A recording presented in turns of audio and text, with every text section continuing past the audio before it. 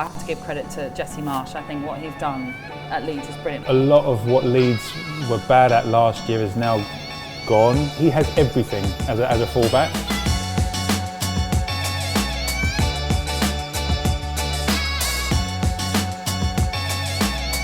It's Friday lunchtime, the weekend is nearly here, and it's time for the Pre Match Pint, the London Pride. We're here at the Fuller's Brewery and Shop in Chiswick. Bees fans, get yourself down here for 10% off. And with me, it's the original gang from the first ever pilot. Rhys Weston and Natalie Sawyer, how are you both? Very well. Yeah, good, thank you, Stuart. A little disclaimer today. I'd like to point out, I've got a bit of a list, a bit of a slur. That's because I've got a wisdom tooth coming through. I've not been here all afternoon on the sesh.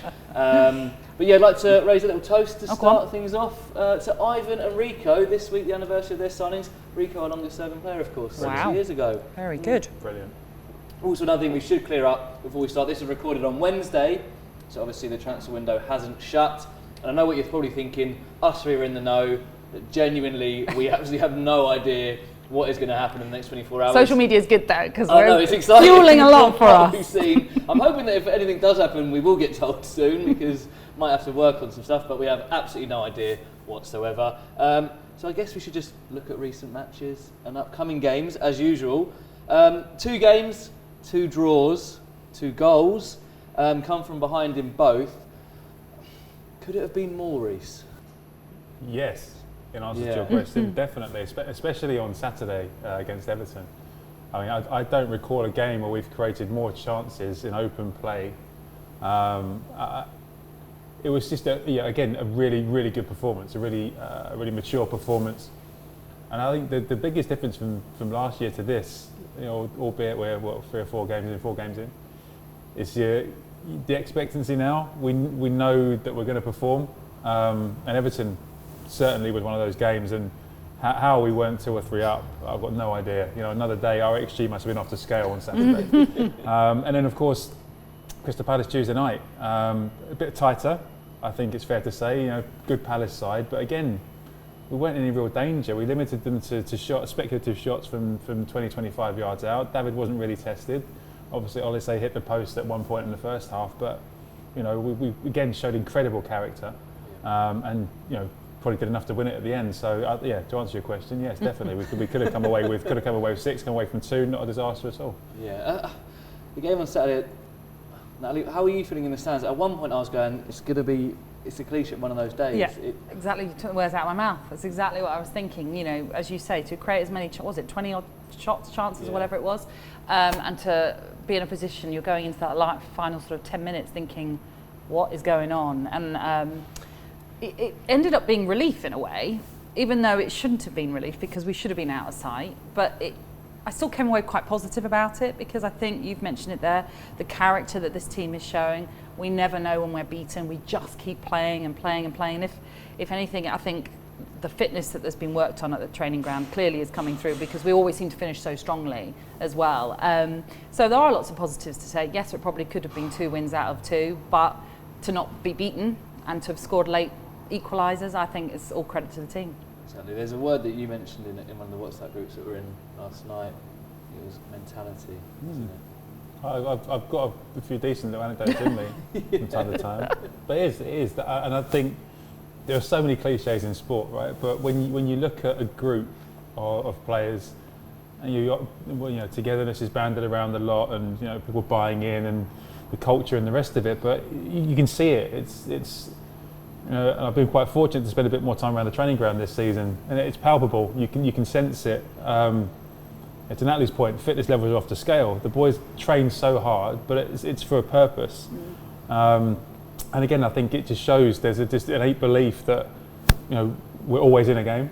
And again, 85 minutes on Saturday, 88 minutes on Tuesday night, and to go again after getting ourselves back into the match, it just shows that the mentality is incredible. I think that's from Thomas, and that filters down through the players. And he referenced the support staff last night as well about how much everyone's doing around to create that culture and that belief.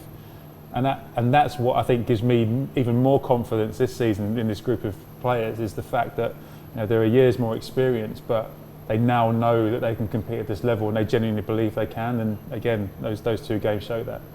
Is that unusual, that character and that mentality, in the squads that you've played in over the years? What does it feel like, or simply put, have you maybe never experienced it to that level, kind of? No, I think it comes with success in the main.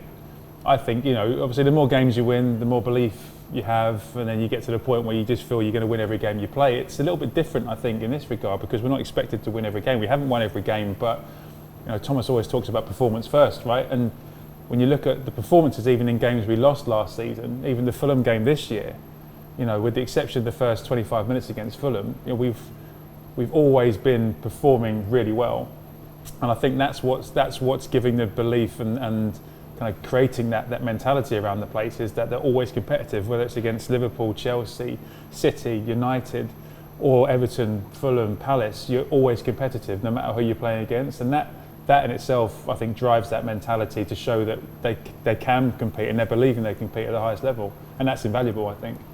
From a fan's point of view, Natalie, are you going into these games, and if we are maybe a goal down 10 minutes to go, you go, I know we've got this in us, and rallies you in the stands as well, I guess? Yeah, absolutely. I mean, I know we didn't win the game in the end at Fulham, but even being 2-0 down, I wasn't completely devastated, because there was a part of me that thought, we've got that character and resilience in this side, and it was so early that they went 2-0 up that I felt there's plenty of time for us to get back into the game. And Thomas always makes such positive changes. You can see him, he's always thinking, I'm going to win this game, I need to win this game, I'm going to make substitutions that are going to turn it around, and it just seems to be paying dividends right now, because everything that we're seeing out on the pitch is working in our favour, bar the fact that maybe we're not winning the games that we're creating a lot of chances in, but to still, I think, go unbeaten in this little period over the last 2 games, I think it's pretty impressive to have gone a goal down as well. 100%. And you mentioned there Thomas changing things and substitutions. I think we've all seen Wilfried Zaha's post-match yesterday. First of all, I'm going to say it, and I'm going to say 2 things today. The first one's going to be, I love Wilfried Zaha, and I know he gets a lot of stick, and I know he splits a lot of opinion, but I think as a footballer he's first class. He clearly cares so much, and I know he winds people up, but I love that about footballers anyway. But that post-match for me, I thought, was just brilliantly honest. No media training there. It was like just brutal, but frank, and he admitted where they kind of lost the points. Is this, like you said there, another example of how intelligent Thomas Frank is? Because not only he didn't just react to what we're going to do, he saw what Patrick Vieira did and then changed it quickly. So he might have had in his head what I might do at 70 or 80, whatever, but then he's actually gone, well, they've just done that, so I might need to change that again.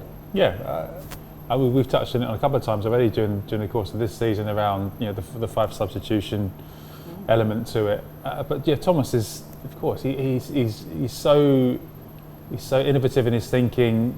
Again, football intelligence second to none, and to be able to react during games, to see things, to analyse, and have the means then to change it to counter what the opponents are doing. It's an incredible trait to have, but also you've got to give credit to the players that are coming on, because they're having significant impacts, and that's. I've spoken to a couple of people about it. It's always very contrived when you say a group of players are very, very much together and everyone's bought into it. But I think it's a unique environment at the training ground, because you've got a situation where you've got a group of 27, 28, 29 players that all have a genuine case for starting a match. Like in other clubs with bigger squads, there's going to be 3 or 4 lads every week that aren't going to be involved. That there are going to be 3 or 4 lads that are going to spit the dummy out if they're not playing. And that in itself can be divisive in a dressing room, but you don't have that, and I think the fact that everyone, and it shows in some of his starting 11s as well. Look at Madroslev, had played a blinder against Man United, just came from left of field really to start that match, but was incredible. And we have that ability, and the players that are on the bench, there's no sulking.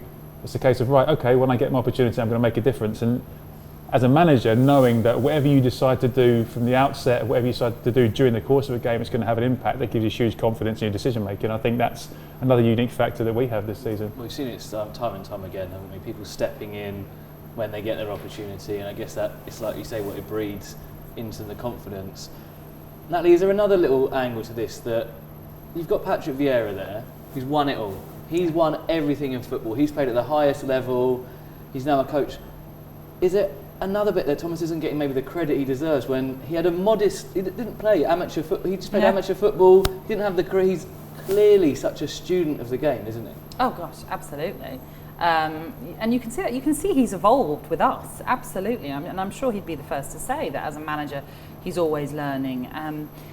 I just love the journey that we're on with Thomas Frank, and I'm sure I've said it to you before, off camera, but in the past I've spoken to him and I've kind of basically begged him not to leave ever because I'd be so devastated. Because I just think he, not only is it the tactical stuff, but the unity he's brought for our team and our players, and the lap of honour that they do, whether it's win, lose or draw, I just think is really, really important, and has really built something at the club. And yeah, he's without a doubt, he's a student of the game, and you know, he's an inspiration, I think, to some people that might look and think, look, I don't have had to have had a professional footballing career to become a manager. I just need to know how to be a manager, and I think you get that with Thomas Frank. And people skills. Yeah, you know, exactly that. And that for me, especially the higher up the chain you go in terms of coaching and management, you know, when you're working with elite sportsmen and women, you need to create an environment that enables them to fulfil their potential, and that's what Thomas does. You know, he has a very, very good tactical understanding and awareness of how the game should be played, but also creates an environment that people enjoy playing in and they want to work hard for, and that in itself is a skill. I'd extend that. So we're lucky enough to work day to day at the club, and we have a lot of crossover with Thomas, and we know how amazing he is with us. We see it firsthand with the players and other staff members. You've had it in the media with him, and you're saying that he still messages you and stuff outside of it because you've been lucky enough to do it. We see it though on a match day, with the supporters.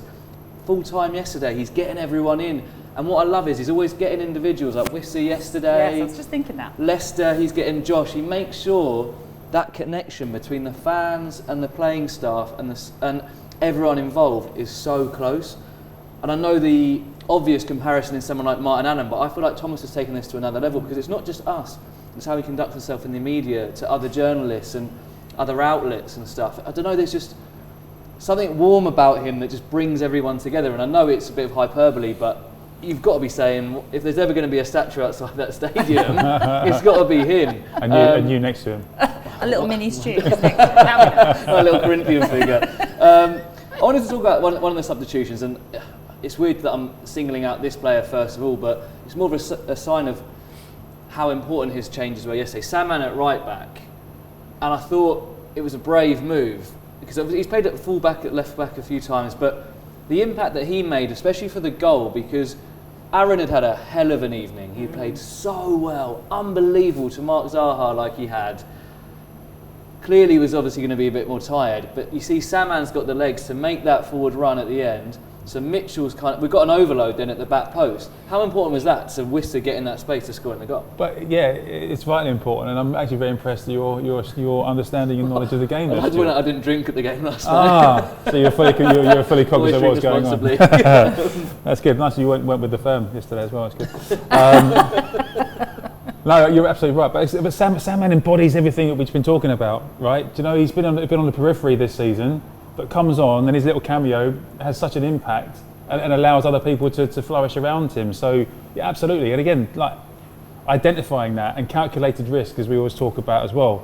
You know, Thomas knows these players, he knows their capabilities, and he knows where they are mentally as well. If he didn't think that Sam Mann wasn't ready to go on and do a job, he wouldn't have been introduced. And I think that's the key. You know, you had Medjugorje on the bench as well, but he's gone. Sam Mann's the one that's going to make a difference here, and he did. His role can't be ignored in the equalising goal. And like I said, we have the ability just to kind of bend and shape things sometimes. And I think you've mentioned it more than once, Stu, about the adaptability of the players as well. They're not just going kind of I play right back, I play central midfield, I play left back. You know, there's good footballers in that squad that will go and do a job, and Sam Mann epitomises that for me. So if we're going to talk about Sam Mann at fullback, we've got to talk about Aaron and Rico then. Oh. I mean, again, I got a bit ahead of myself. I'm going, there's no better fullbacks in the league, and I know you actually said you don't think there's many better left backs in the league than Rico. Name one. Yeah. Like genuinely name one. Like if you look at it, as I said last night in our little WhatsApp group, if anyone said Andy Robertson, they're dead to me, because I could play left back in a Liverpool team. Do you know what I mean? Let's be honest. You You know, and pushing it a little bit. Do we reckon Luke's going, pushing it a bit there, Rhys, I think. No, but listen, this is all relative, right? We're talking about the elite footballers here. It's all contextual. You know, what my opinion doesn't matter. But what I'm saying is, when you look at Rico's attributes, the way he plays, you know, he has everything as a fullback. You know, he's combative, he's quick. Don't know anyone that's a better 1v1 defender than him. I made reference to Ashley Cole last time we spoke about him. There's so many similarities between the two of them. His final ball's improved. He's getting, you know, the runs he made out to win on Saturday and last night as well. He caused Everton and Palace so many problems going forward. Yeah. But then he's the first person to track back. He doesn't get beat 1v1. And then switching that to Aaron on the other side. You know, considering, you know, Aaron's a young lad. He's been playing in Italy. He's come in. Been playing left side most of his senior career. Last night, as you said, playing against one of the most creative and tricky wingers in the Premier League in Wilf Zaha, he had him on toast.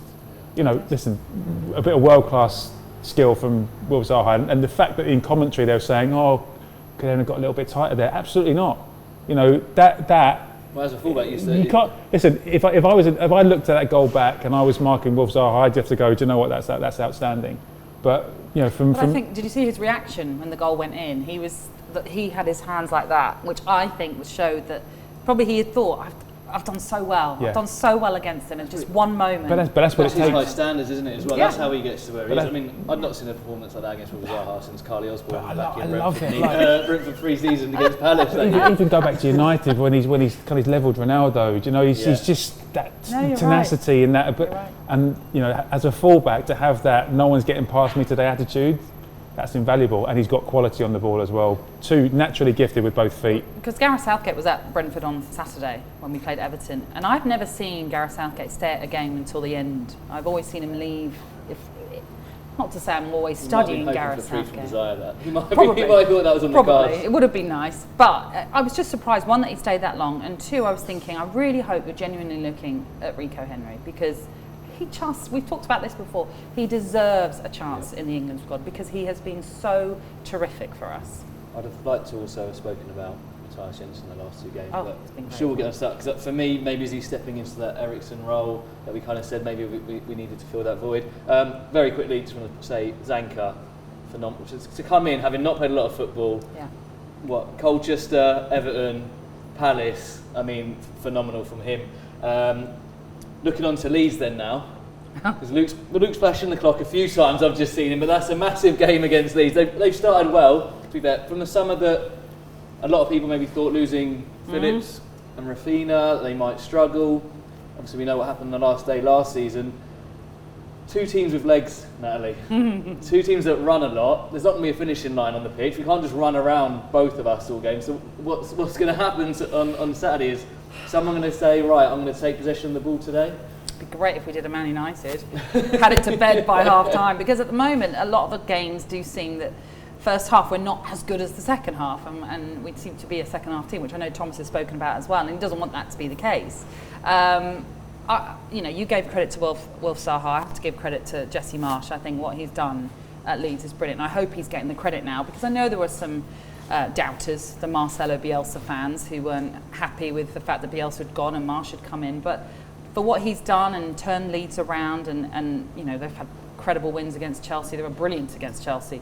Likewise against an unbeaten Brighton side that they beat on Tuesday as well. There's threats there, and he's picked up players that he's obviously played with, or managed, I should say, or managed against. And I think it's just sensible transfers that they brought in, and I think it's going to be a fascinating game. I'm a bit scared by it, I have to say. Look, I said I was going to say too. Well, it seems to be a controversial thing in football. I love Leeds as well. I know that. I know they seem to be. I can't stretch that they far. need to. They split opinion, but I think there's a lot to love about Leeds. But I know a lot of people think I'm in the minority there. But I've got a lot of time for them. Last year, 2 injury time goals from Leeds against us. That's normally our game, isn't it, Rhys? The other thing we know they're good at is that press. And Aronson in particular this year, who's come in, looks like he's the man for that this season, right? Yeah, absolutely. Yeah. I echo everything Natalie said. I think a lot of what Leeds were bad at last year is now gone, and I think that could well be down to individuals that have departed as well. You know, if you're struggling for form, and you've got 2 or 3 egos that don't necessarily want to be there or have expressed their desires not to be there, that can be quite debilitating. And but I don't think they've turned into world beaters overnight. No. But you're right. I think it'll be a fairly evenly matched contest on Saturday if you look at it on paper. But I just have this innate feeling now that we're more than equipped for these fixtures. It doesn't give me any anxiety going into Leeds at home on Saturday, because I know that, you know, if we play to the very best of our abilities, we've got more than enough to beat Leeds. Mm-hmm. And yeah, of course, the high press is going to be challenging, and we invariably like to play out from the back. But we've also got the ability with David Raya's distribution to miss out the middle of the park. Ivan's incredible at holding the ball up, at getting flick-ons and bringing other people into play. We can play around the press, we can beat the high press. So I think we're more than equipped, and Thomas will no doubt be factoring that into his planning over the next couple of days. How are we going to get around what Leeds are going to throw at us? But we have a big enough squad, a good enough squad, and enough individual brilliance within our team to counter what they bring to us on Saturday. And look, I think there's not a lot to choose between Everton, Palace and Leeds. You know, so for me, it's not one of those games I'm looking at going, this is a real banana skin here. I think if we turn up, I think we've got every chance of getting a really positive result. We also just need to have a quick chat with the woodwork. Yeah, that's just annoying. Well, I think we can show. I knew you'd say this. 4 times we've hit it this year, which is the most. Yeah. But combined, since the start of last season, Leeds have actually hit it more than us. They've hit it 18. Well, hopefully that'll carry on then. 16, but they've not even hit it this year. So fingers crossed. It helps us out, because that me one especially. And the weekend, I'd also like to point out, I'm still supporting Brentford. I love Brentford more. I just sometimes. There's a lot of you're owning up to a lot of things recently. No, obviously I support Brentford. Just want to clear that up. You're always in a lot of pain, aren't you? Yeah, I'm in so much pain. I'm slurring a lot. I'm in a bit of trouble. I'm actually not here next week, so that is all. I think you need a rest. I'm away next week, but Luke Gregory, who's behind the camera over there, will be stepping in. Hopefully he won't be slurring quite as much as me and telling everyone how much he loves other teams in the league that we're playing. That is all for this week. Put down in the comments below what you think is going to happen against Leeds United on Saturday. At time of filming, there's actually tickets still available for that game if you do want to get down to the Gtech, get online and get yourself a ticket. Also, women's team on Sunday, we've got a big home game against Whiteleaf, that game at 3 p.m. kickoff. Get down and support the girls. For 2 weeks, you Reds to finish. You Reds. You Reds.